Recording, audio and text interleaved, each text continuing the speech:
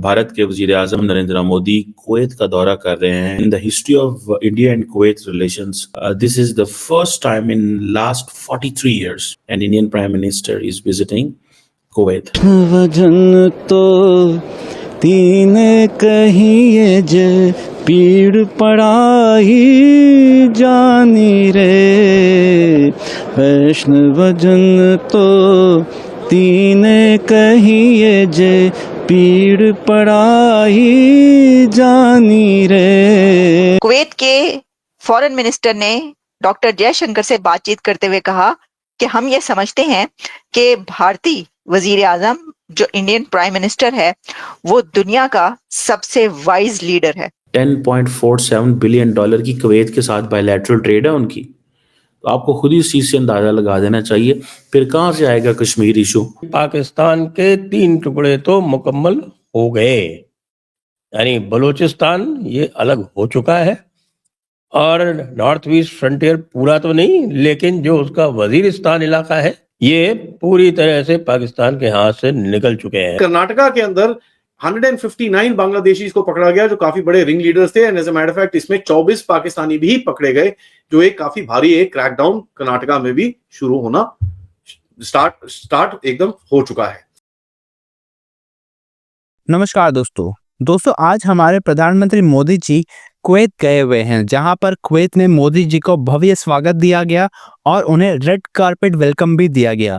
और इसके साथ साथ कुवैत के शेख हमारे प्रधानमंत्री मोदी जी से मिलने के लिए काफ़ी ज़्यादा उतावले भी दिखाई दिए, जहां पर प्रधानमंत्री मोदी जी ने उन्हें महाभारत भी गिफ्ट किया।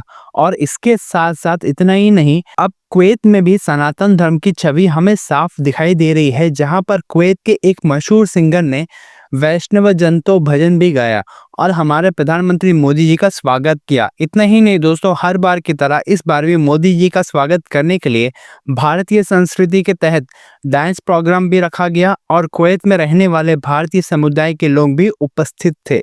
और दोस्तों, अब कुवैत भारत में $10 बिलियन की इन्वेस्टमेंट तो कर चुका है और इसके साथ साथ काफ़ी सारे एनर्जी डील्स भी साइन करने वाला है, जिसे देख करके पाकिस्तान काफ़ी ज़्यादा परेशान है। और पाकिस्तान कह रहा है कि मोदी जी के इन सब दौरों की वजह से ही अब सऊदी अरब, यूएई और अन्य गल्फ कंट्रीज पाकिस्तान को अपने देश में आने नहीं देती है और इसके साथ साथ पाकिस्तान को भीख भी नहीं दे रही है। इंडिया जो है is a hub for Kuwait's blue collar workers, और इंडियन नरेंद्र मोदी जो लेबर कैंप है वहाँ पे भी जाएंगे, इंडियन कम्युनिटी से भी बात करेंगे और वहाँ पे कोई टूर्नामेंट हो रहा है उसके हवाले से भी। सो मोदी साहब का वहाँ पे जाना Kuwait, that makes a lot of इसकी that has a lot of meanings. और असल में तो वो इंडियन जो डियास्पोरा से बात करते हैं वो एक चीज़ इम्पॉर्टेंट है। और इसमें एक जो है वो जिसे कहते हैं ना, एक हाला मोदी जो कम्युनिटी इवेंट होगा जो एक स्पोर्ट्स कॉम्प्लेक्स है कुवैत के अंदर, वहाँ पे होगा। सो ये आप समझ लें, ये एक नया चैप्टर इंडिया कुवैत रिलेशंस में है। कुवैत बहुत छोटा सा मुल्क है, बट रिमेंबर नरेंद्र मोदी का वहाँ पे जाना, that gives the message, and that message is that the Middle Eastern world, the Middle Eastern countries have stopped looking India from a religious lens. They are looking India purely from a lens of a business partner. They are looking in India purely from a lens कि जिस मुल्क के साथ हमारी bilateral trade जो है इस वक्त तकरीबन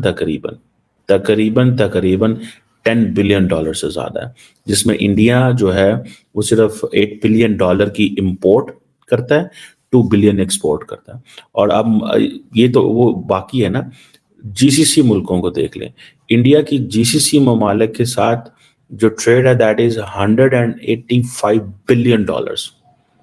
मुझे बताएं पाकिस्तान क्या लेता देता है इनके साथ? So for Bahrain, Qatar, Oman, Saudi Arabia, UAE, Kuwait, इनके लिए कौन इम्पोर्टेंट है? $185 बिलियन वाला मुल्क जिनके साथ उनकी बायलैटरल ट्रेड है, या वो मुल्क जाके जो कहेगा यार 500 मिलियन दे दो, $1 बिलियन दे दो, हमने अपने बैंक में रखना है, फिर हम आपको थोड़े दिनों बाद हम आपको दे देंगे। किसकी ज़्यादा वैल्यू करेगा? 10.47 बिलियन डॉलर की बायलैटरल ट्रेड है। 10.47 बिलियन डॉलर की कुवैत के साथ बायलैटरल ट्रेड है उनकी। तो आपको खुद ही इस चीज से अंदाजा लगा देना चाहिए। फिर कहां से आएगा कश्मीर इशू? चले हैं कॉम्प्रोमाइज करेंगे 6 मुल्क पौने 200 100 200 अरब डॉलर ही कर लेंगे। 6 मुल्क छोटे छोटे मुल्क हैं सारे, ठीक है, 200 अरब डॉलर की बिजनेस करते हैं इंडिया के साथ, तो क्या वो कश्मीर के लिए कंप्रोमाइज कर देंगे? मुझे सिर्फ ये लॉजिक समझा दें, क्यों इंडिया इतना ज्यादा बढ़ चढ़ के एक्टिव इफेक्टिव है।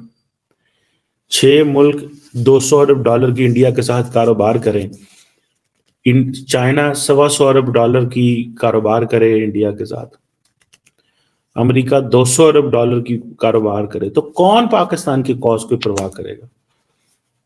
एक देखें ना, अब तो टर्की ने भी नाम लेना बंद कर दिया है कश्मीर का। जितनी भी मुलाकातें होती हैं टर्किश लीडरशिप की पाकिस्तानी लीडरशिप के साथ, कभी वो कश्मीर का जिक्र नहीं करते। वो कहते हैं यार चुप करो जाओ। 35